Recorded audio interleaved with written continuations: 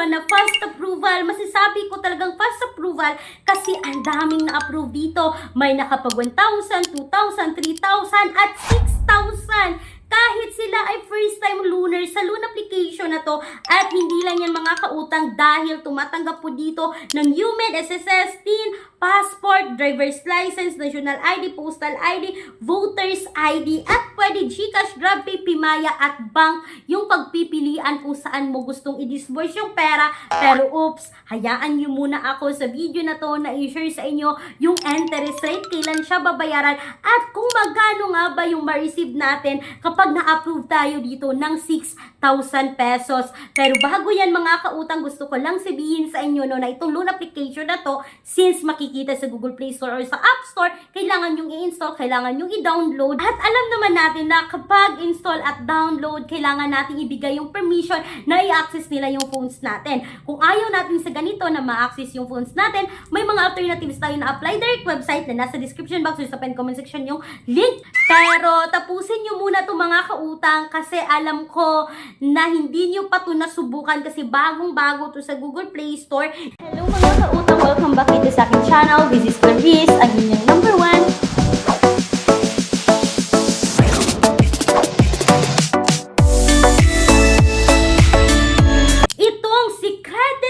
Easy Loan PH na under kay Microdot Lending Corporation. Yes mga kautang, ang daming sisters company ni Microdot Lending no. Makikita po nyo yung SEC registration number dito ngayon sa screen, and yes, ito po ay naka-SEC registered but hindi submitting and hindi accessing entities sa CIC. So sa video na to, dediretso agad tayo sa mga nagbibigay ng recent comment kung gaano nga ba kaganda itong loan application na to dahil based po noong August 9, 2025, sabi ng isang commenter, "Do not try installing this.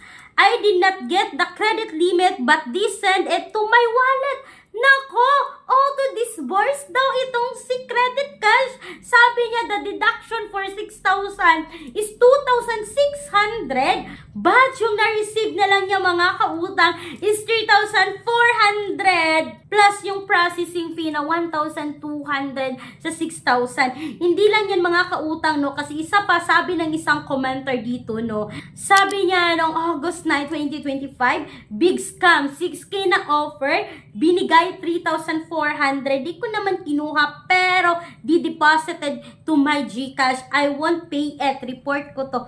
So, ibig sabihin, dalawa yung commenter dito na nakapag 6,000 na na-auto-disburse yung pera sa GCash nila. So, nag-auto-disburse pala itong si Credit Cash.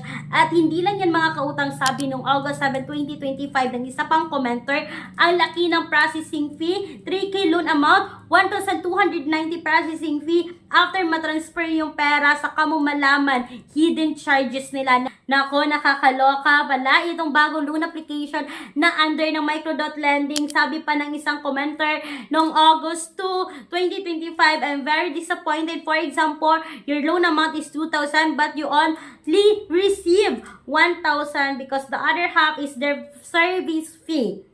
Nako mga kautang, ang dami kong nabasang negative about this Credit Cash, no? Kaya hindi ko na pinagpatuloy pa yung pag-utang ko dito kay Credit Cash. Baka po ako ay ma-approve dito at ma-auto-disburse yung pera sa aking GCash.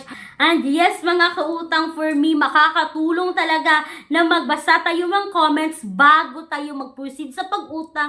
Kasi ang laki talaga ng tulong kung tayo ay magbabasa. Lalong-lalo na sa Google Play Store, i-filter out nyo lang po yung nagbibigay ng 1 star. Yan po talaga yung legit na nakapag-loan, no? Sa loan application. Kasi yung mga nagbibigay ng 4 star, 5 star, hindi po yan sila legit na nakasubok dito.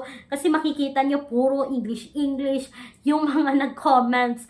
But doon sa mga 1 star, 2 star mga kautang, makikita nyo talaga kasi may mga commenter dito na nagbibigay talaga ng details kung magkano yung na-receive nila. Kagaya na lang itong mga nakita ko ngayon na nakatulong sa akin na hindi ko ipagpatuloy at nakakatulong din sa inyo para ma-review ko sa inyo na hindi siya worth it utangan this 2025. So mga kautang, sana po ay nakatulong itong quick and honest review ko. And speaking sa mga alternatives loan app na makikita nyo ngayon sa description box or sa comment section ng video na to, hindi ko sinasabing utangan lahat ha, isa-isa lang mga kautang para hindi magsabay-sabay yung due date ninyo kasi pang short term lang talaga ang mga loan application. And speaking po sa 101 ways to make money online, yes, may idea rin po ako dito sa description box kung paano nga ba kumita ngayong 2025. So wag na lang tayo puro utang. Maghanap din tayo ng side hustle mga kautang para hindi tayo mabaon sa utang. So sana ay nakatulong itong quick and honest review ko ngayon